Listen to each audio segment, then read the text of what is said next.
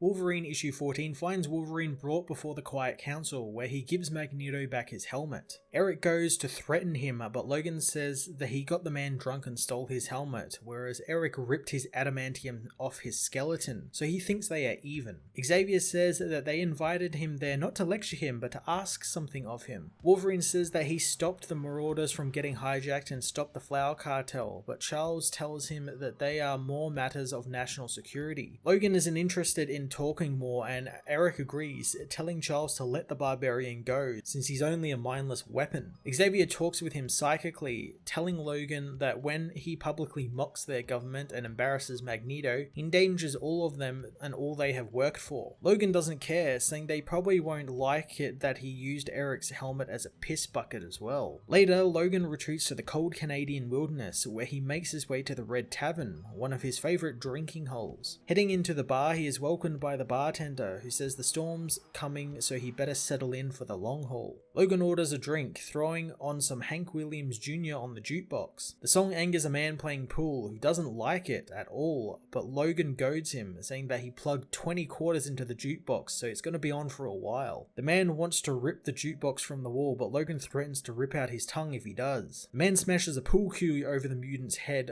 but before he can start anything, the bartender racks his shotgun, signaling them to cut it out. Logan headbutts the man, breaking his nose as the man leaves. Logan asks the bartender about the guy, saying that he got a familiar stink from him. Suddenly, one of the local cops, Jack Peterson, comes in, fretting that he wasn't going to make it. The bartender asks what happened, so Jack tells him about just up the road he found a dead deer in the middle of the road, but finds that it was actually half eaten. Jack thinks that it was a grizzly bear, but on the short trek to the bar, he could feel something following him. The bartender doesn't think it's anything, as Jack says that he's staying there thanks to the weather and what he saw, and besides, there is safety in numbers. The bartender wants to help him get on his way, as Logan gains the attention of an old lady, who can see him looking at her, knowing that she doesn't belong there. Logan says that he was just thinking and wondering something, and as again, Logan says that he thinks that he may have met her before, but he can't really remember since his memory has holes in it. The woman says that drinking probably isn't helping him, noticing Logan is looking a mite woozy. Logan begins to feel something affect him as he gets up,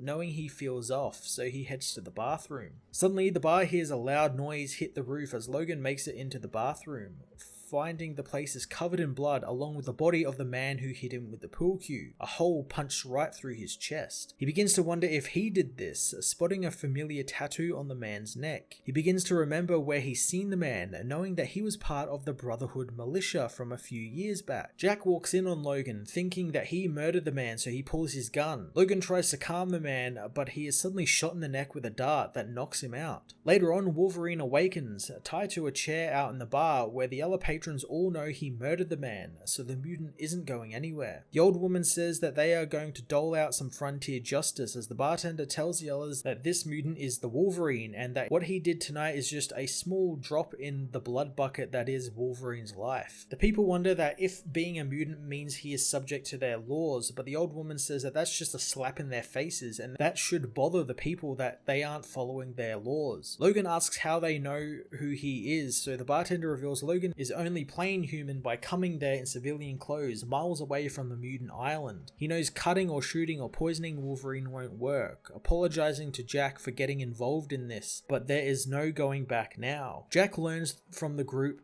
that they want to ice Wolverine, quite literally, as Logan recognizes one of the men as a patient from Dunwich Sanatorium. The group head outside, intending on cutting a hole in the ice and throwing Logan into the lake, giving him a life sentence for his crimes. Jack knows this all feels wrong as Omega Red appears on the roof of the bar, silently watching the group. Logan is dragged out onto the ice, wanting to know how this happens, so the bartender reveals that he was bartending in Madripoor a few years back when a brawl broke out and Logan was in the center of it. During the brawl, a chair was thrown that hit the barman's fiancée in the head and cracked her skull, leading to a blood clot killing her a week later. He reveals that he came to the north to escape the memory, but there seems to be no escape as the Wolverine turned up in his bar. The man says a support group exists for people the mutants have all caused trauma to, and Wolverine has left behind more than a century worth of carnage. They tell him his past has caught up to him as they cut a hole around his chair in the ice. ice. Logan knows he deserves every kind of pain coming to him as he sinks into the icy darkness. He tells them that he never murdered the man in the bathroom, soon catching a familiar scent of something, but it's too late as Jack's head is thrown at the group. Logan tells them they need to let him go at once, or otherwise they are all dead, as suddenly the group is assaulted by Omega Red, who kills them all mercilessly, telling Logan that they are the same, and he knows why Logan came to the North, since they can both only tolerate so much sunlight, with darkness being their real truth. The villain uses his tentacles to submerge Logan in the water,